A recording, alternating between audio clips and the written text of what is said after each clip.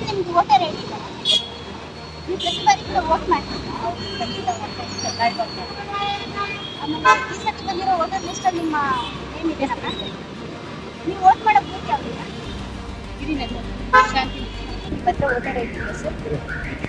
Sir ಈಗ next ಬರ್ತಿರೋ ಎಲೆಕ್ಷನಲ್ಲಿ voter ಲಿಸ್ಟಲ್ಲಿ ನಿಮ್ಮ ನೇಮ್ ಇದೆ ಅಂತ ಗೊತ್ತಾ ಸರ್? ಹೌದು, ಚೆಕ್ ಮಾಡಿದ್ದೀನಿ, ಖಂಡಿತ ಇದೆ. ಹೌದಾ ಸರ್. ಮತ್ತು ನೀವು ಎಷ್ಟು ಸತಿ ವೋಟ್ ಮಾಡಿದ್ದೀರಾ ಎಲೆಕ್ಷನಲ್ಲಿ ಭಾಗವಹಿಸಿಲ್ಲ?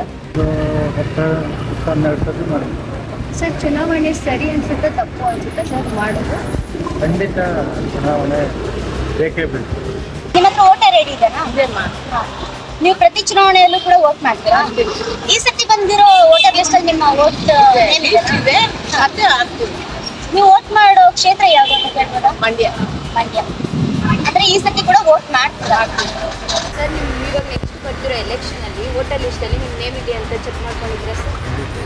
ಚುನಾವಣೆ ಮಾಡೋದು ಎಷ್ಟು ಸರಿ ಎಷ್ಟು ತಪ್ಪು ಅನಿಸುತ್ತೆ ಸರ್? ಸರಿ ತಪ್ಪು ಅಂತ ಏನು ಹೇಳೋಣ ಮಾಡಿದ್ದಾರೆ, ಎಲ್ಲ ಒಳ್ಳೇದು ಅಂತ ವೋಟ್ ಮಾಡ್ದಿರೋರಿಗೆ ನಿಮ್ಮ ಪ್ರಕಾರ ನೀವೇನು? ಪ್ರಜೆ ಎಲ್ಲ ಅವರು ಅಂತ ಹೇಳ್ತಾರೆ.